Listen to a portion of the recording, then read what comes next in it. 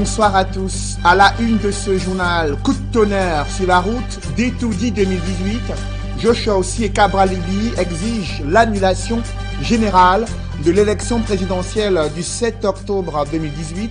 Et pour cause, le candidat du SDF s'insurge contre ce qu'il considère comme la non-participation des populations des régions anglophones à ce scrutin présidentiel. Le candidat du parti Univers dénonce avec force le manque de crédibilité et de transparence de cette élection présidentielle. Quant au candidat du MRC, c'est un recours en annulation partielle qui est déposé sur la table du Conseil constitutionnel. À l'heure où s'ouvre ce contentieux post-électoral, la météo politique annonce un climat tendu dans les quartiers généraux. Nous en parlerons dans ce journal.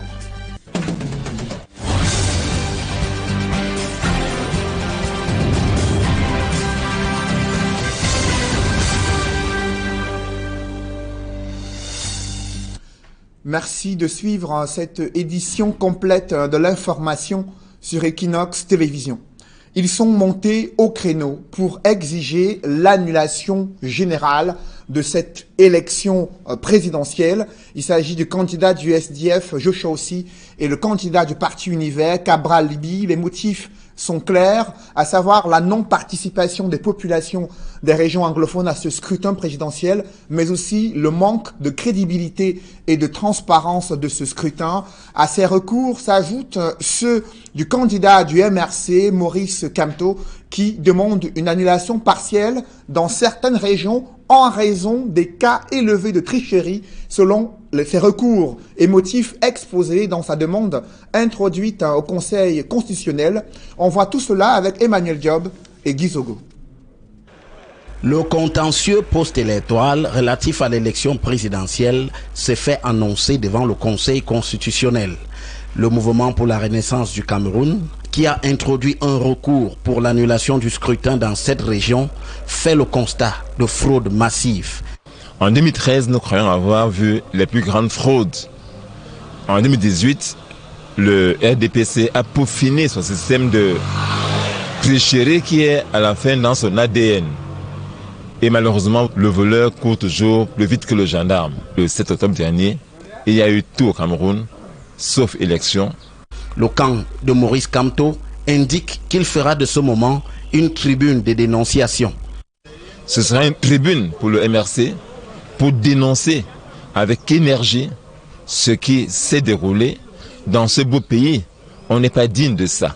Le Cameroun mérite mieux que ce qu'on a vu ce jour-là. De plus, il en appelle à la conscience des juges constitutionnels. On pourra enfin être entendu par ces juges auxquels on espère croire, mais ce sera à eux, à ces juges, d'écrire l'histoire de ces pays et d'écrire leur propre histoire. S'agissant des autres requérants, le SDF et Univers, qui sollicitent une annulation totale du scrutin, se gardent de s'exprimer, expliquant ne pas vouloir le faire avant la tenue des audiences du Conseil constitutionnel. Restent les 14 recours de Bertin Kissop, actuellement détenu à la prison centrale de Kondengui à Yaoundé.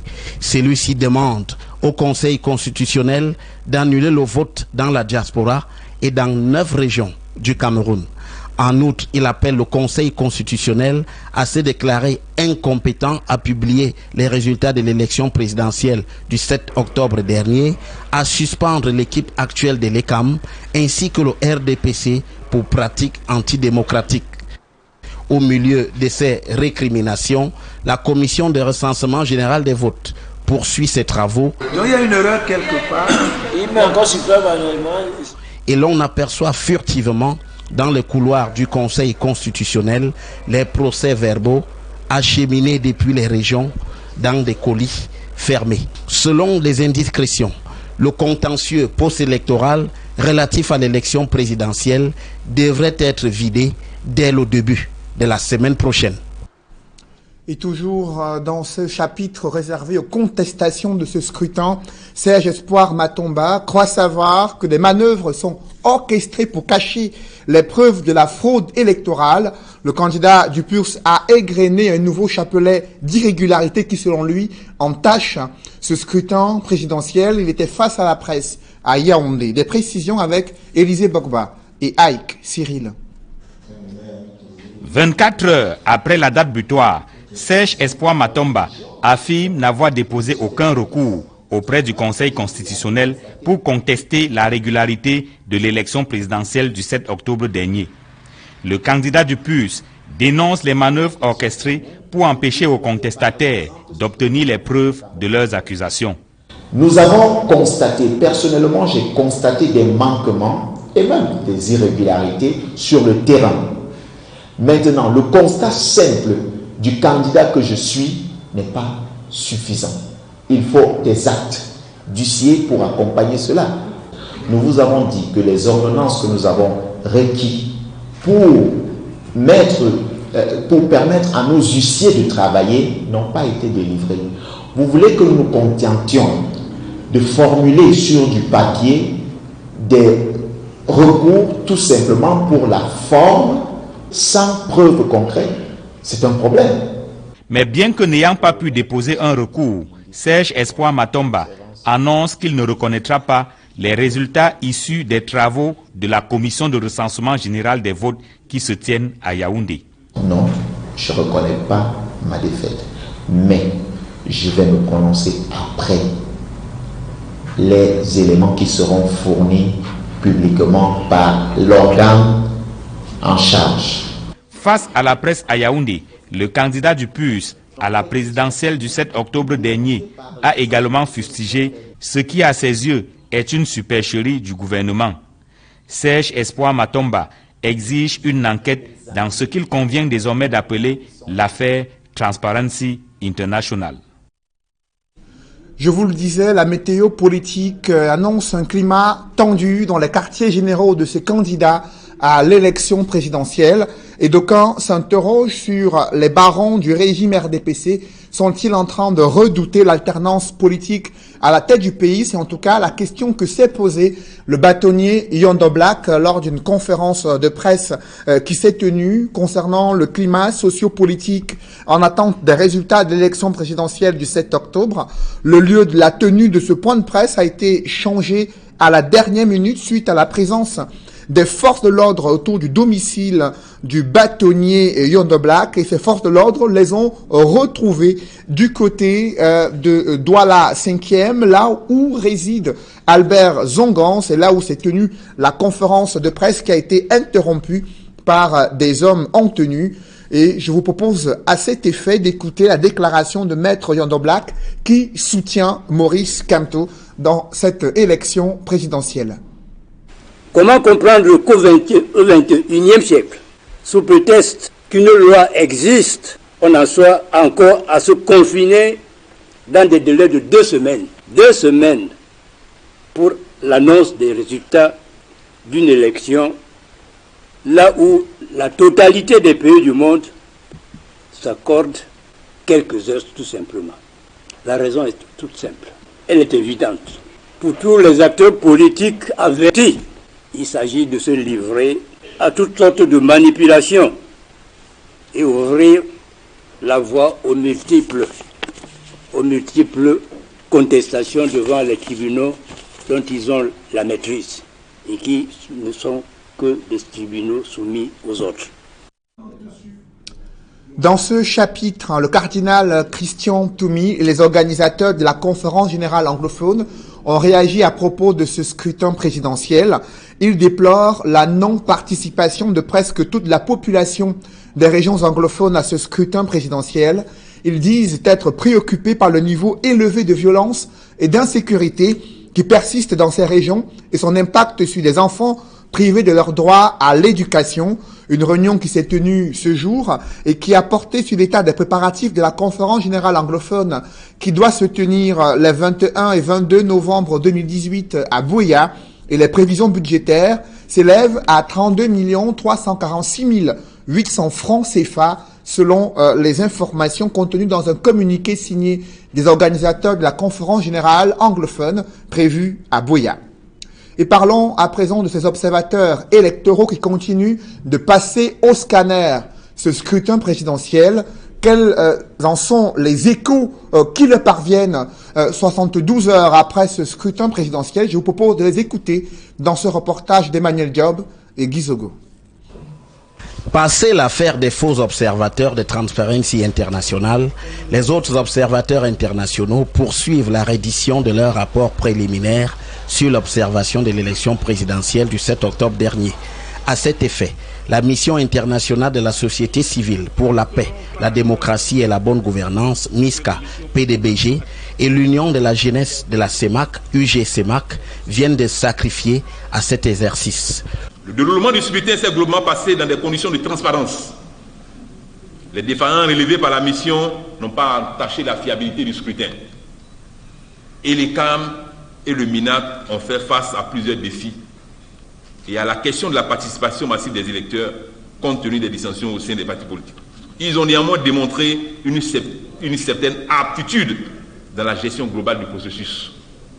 Et les CAM et l'administration, face à maturité du peuple camerounais, ont opposé un savoir-faire organisationnel, professionnel, ce qui nous a permis d'observer une élection présidentielle libre, transparente, démocratique et équitable et répondant aux normes internationales. Par ailleurs, les observateurs font remarquer que les opérations de dépouillement ont obéi à la même logique de transparence. Les opérations de dépouillement, comme il est stipulé par la loi, devaient être publiques et se sont déroulées aussi en public. Les représentants des candidats présents recevaient chacun donc son PV. Et il était tellement public que même la presse y a été autorisée.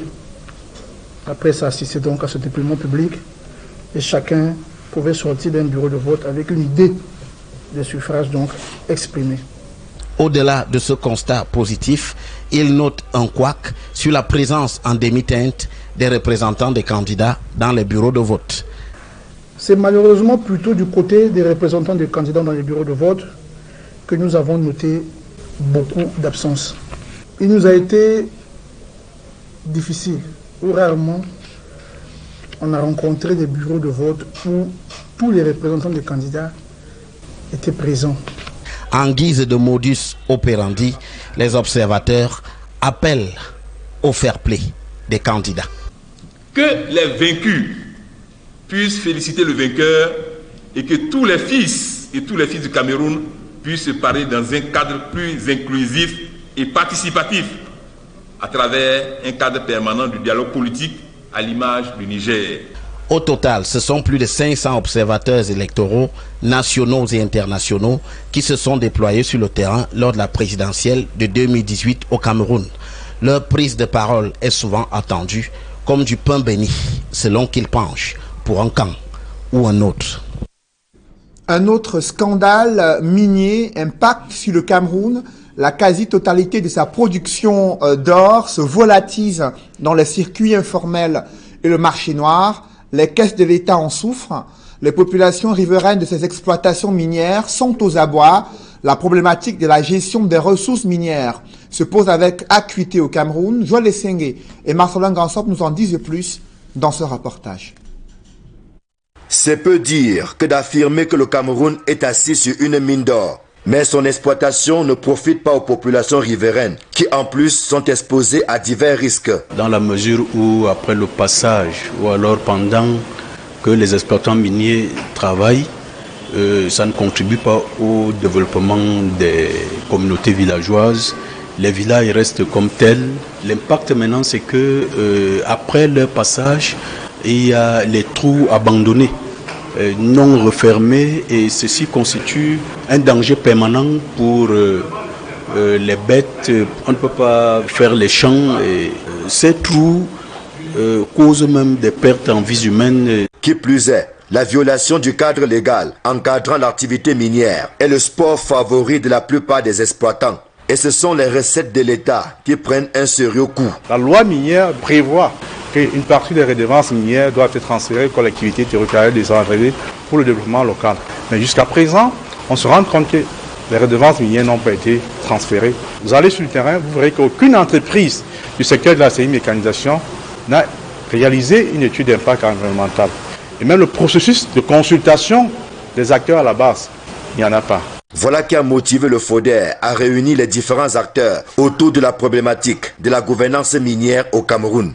Il est question d'identifier les freins à la surveillance et au contrôle de ce secteur. Comment faire pour stimuler les entreprises et les exploitants pour mieux appliquer la loi de manière à promouvoir un secteur minier responsable et qui génère des bénéfices pour tout le monde.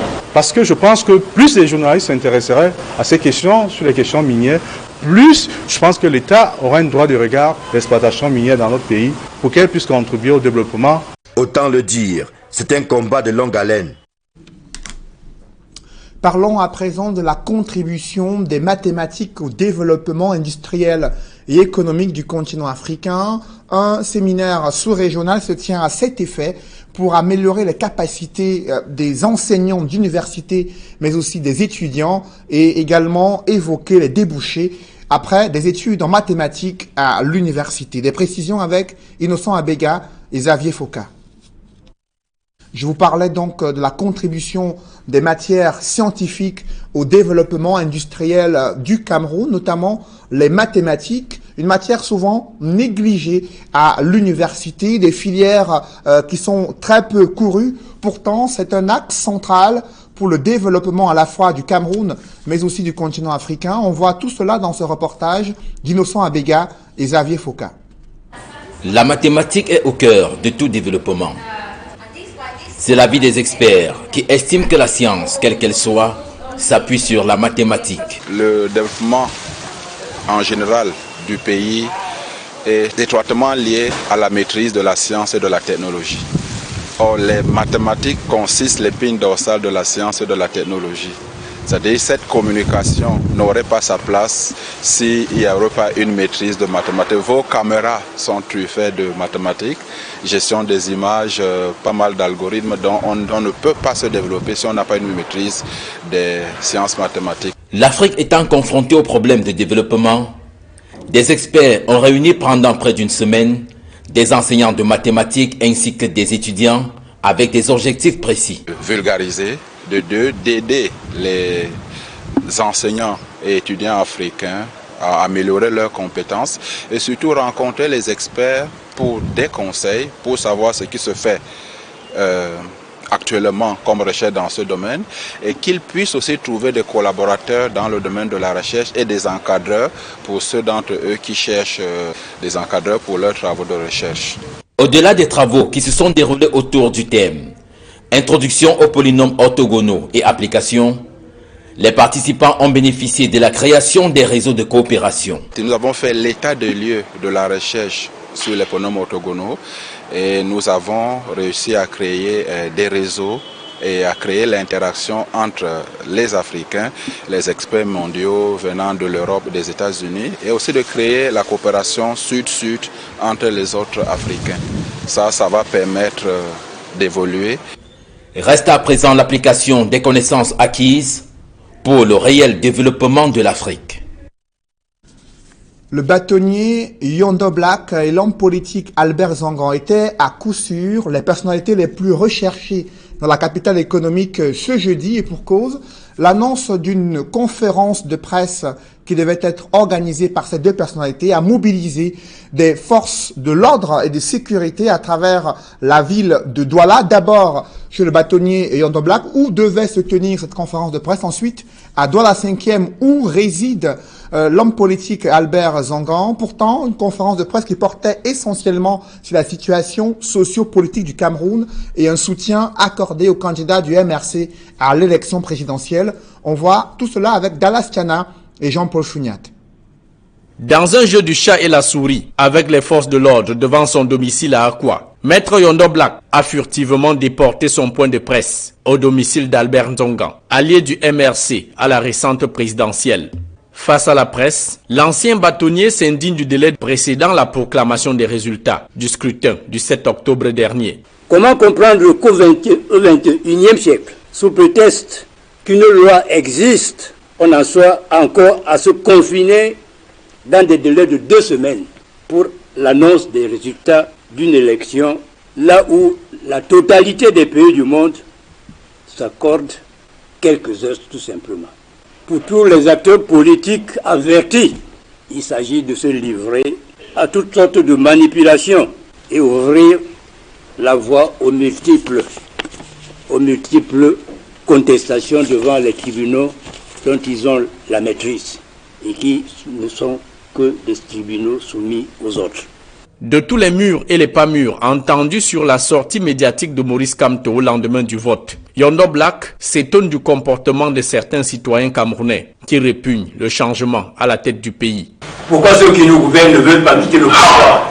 Pourquoi ceux qui nous gouvernent ne veulent pas qu'il y ait l'alternance? L'alternance fait partie de la démocratie. C'est un élément fondamental de la démocratie. Aujourd'hui c'est toi, demain c'est moi, et le reste se passe comme ça. Abdou Diouf a dit félicitations à Abdoulaye Wade. Le Conseil constitutionnel n'avait pas proclamé les résultats.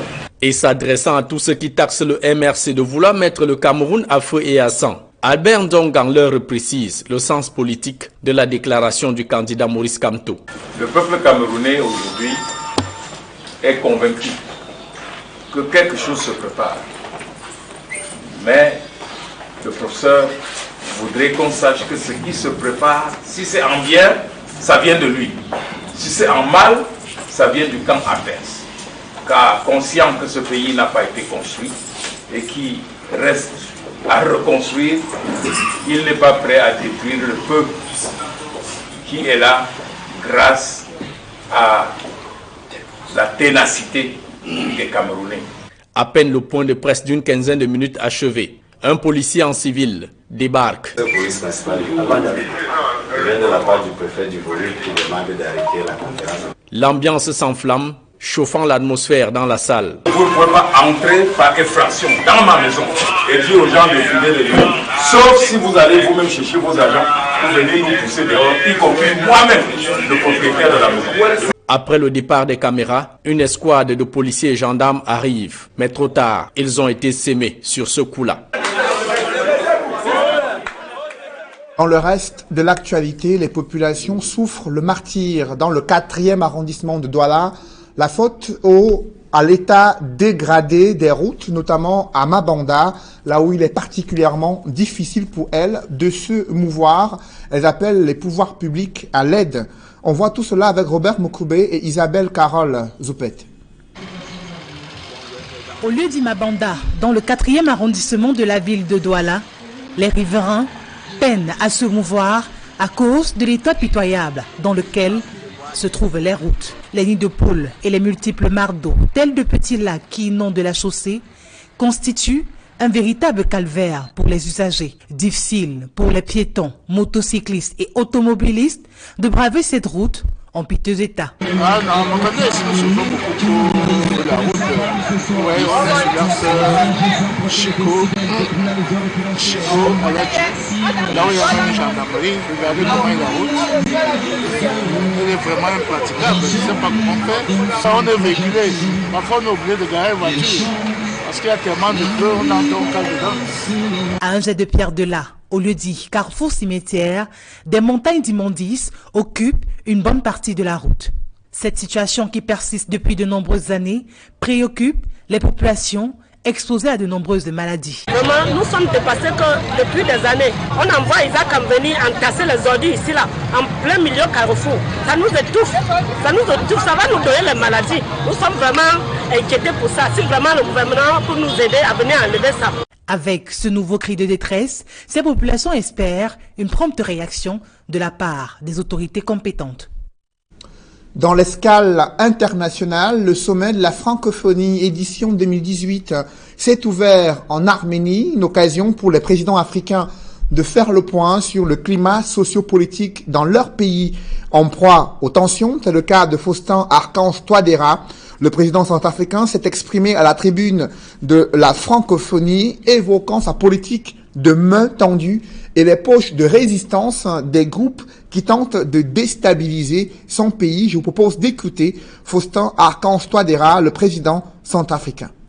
Ce présent sommet nous donne l'heureuse occasion d'échanger et d'évaluer les progrès accomplis avec l'Organisation internationale de la francophonie depuis le retour à l'ordre constitutionnel de la République centrafricaine et servira de cadre pour impulser une nouvelle dynamique au renforcement du partenariat stratégique entre la francophonie et mon pays. La République centrafricaine, par ma voix, réaffirme son engagement dans un esprit de solidarité en faveur de la sécurité, la paix, la démocratie, des droits de l'homme, des libertés fondamentales, de l'état de droit, de la diversité culturelle et linguistique, de la coopération, d'une transition numérique inclusive, ainsi que de la bonne gouvernance et du développement durable.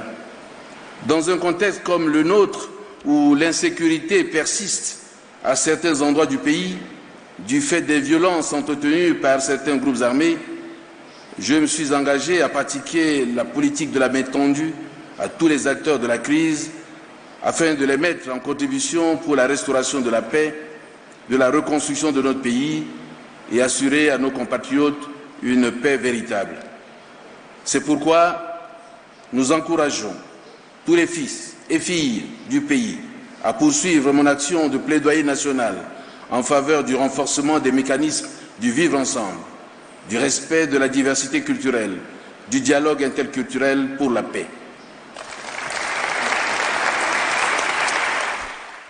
Après 10 heures de tractations et débats houleux, les nouveaux statuts de la FECAFOOT ont été adoptés. Parmi les innovations figurent l'instauration d'un code éthique et l'interdiction désormais faite aux députés et aux maires et membres du gouvernement de briguer un poste au sein de la Fédération camerounaise de football.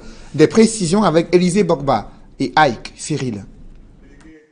Le président du comité de normalisation de la FECAFOOT a donné le ton dès l'ouverture des travaux en indiquant quelques innovations contenues dans le texte soumis à l'appréciation des délégués de l'Assemblée générale. Sur le type du scrutin, les propositions les plus nombreuses ont été portées sur l'adoption d'un scrutin uninominal, notamment pour ce qui concerne l'élection du président de la FECAFOOT et des présidents des ligues, et pourquoi pas de tout le comité exécutif. La majorité des acteurs mis à contribution ont penché également pour un mandat couvrant la période d'une Olympiade, c'est-à-dire 4 ans, renouvelable 2 fois, soit au total 12 ans. Mais avant même de rentrer dans les débats, deux tendances s'affrontent. La première exige le report de l'Assemblée générale pour permettre aux délégués de prendre connaissance des textes. La deuxième, qui l'emporte finalement, milite pour la poursuite des travaux au regard des échéances qui attendent le Cameroun. Il ne faut pas bloquer parce que nous voulons libérer la normalisation. Il faudrait qu'on essaie un peu de travail. On veut avancer. On veut faire la CAN avec un exécutif. On ne voulons pas faire la CAN avec une normalisation. Et puis certains ont compris, quand on est rentré, je crois que tu allais sur les rails. Rentré finalement dans le vif du sujet, l'Assemblée générale adopte les nouveaux statuts de la FECAFOOT qui présentent désormais quelques spécificités. Il y avait les parlementaires, les membres du gouvernement. Il était question qu'ils ne peuvent postuler au poste de président. Il y avait une incompatibilité. On est arrivé à un consensus de dire que toute personne jouissant d'une immunité ne saurait postuler au poste de président. Sur la représentativité, chacune des 10 régions du Cameroun sera représentée à l'Assemblée générale de la FECAFOOT par 6 délégués. Au niveau des ligues spécialisées, la LFPC par exemple s'en tire avec 10 délégués, le foot jeune 4 délégués, le foot féminin 3 délégués. Une inégale répartition qui s'explique.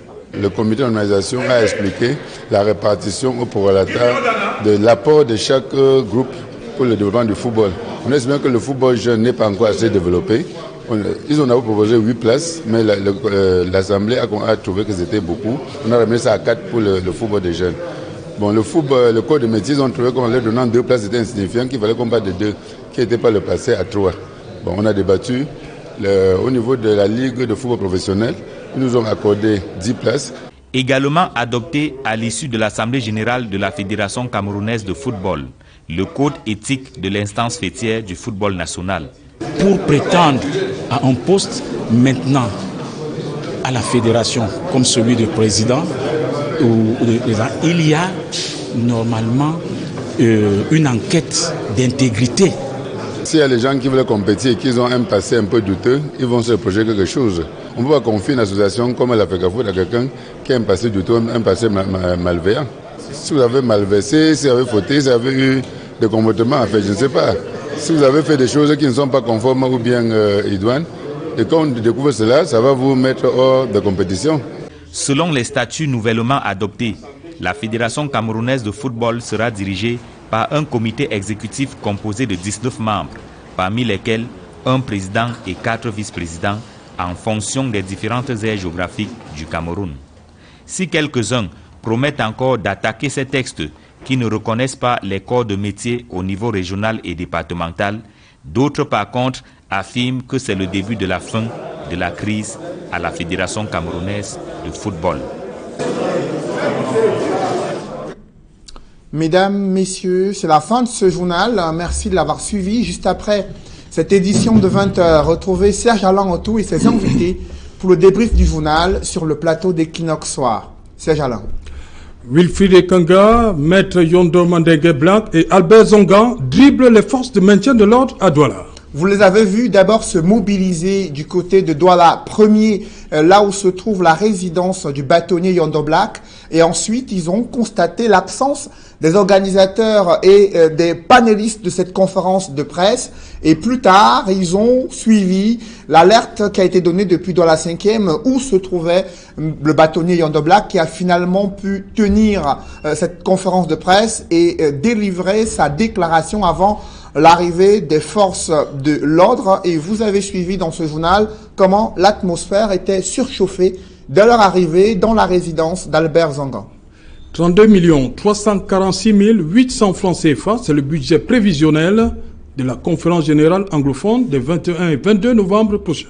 Nous sommes à un mois de cet événement très attendu sur le théâtre de la crise anglophone, mais l'essentiel de la déclaration des organisateurs de la conférence générale anglophone a porté sur leurs inquiétudes concernant la non-participation, selon eux, des populations des régions du nord-ouest et du sud-ouest à ce scrutin présidentiel. Ils ont exhorté les Camerounais à examiner les causes profondes de ce qu'ils considèrent comme une non-participation au scrutin présidentiel. Ils ont également évoqué l'insécurité qui prend de l'ampleur dans ces régions et le fait qu'ils sont nombreux, ces enfants privés du droit à l'éducation dans le nord-ouest et le sud-ouest. Serge Alain. Voilà, madame, monsieur, c'est l'essentiel du débrief. Bonne soirée à vous, Cédric. Bonne soirée à vous, Serge Alain. Rendez-vous demain 20h. Rendez-vous demain 20h. Voilà, madame, monsieur, dans un instant, le débrief toujours en compagnie de mes invités.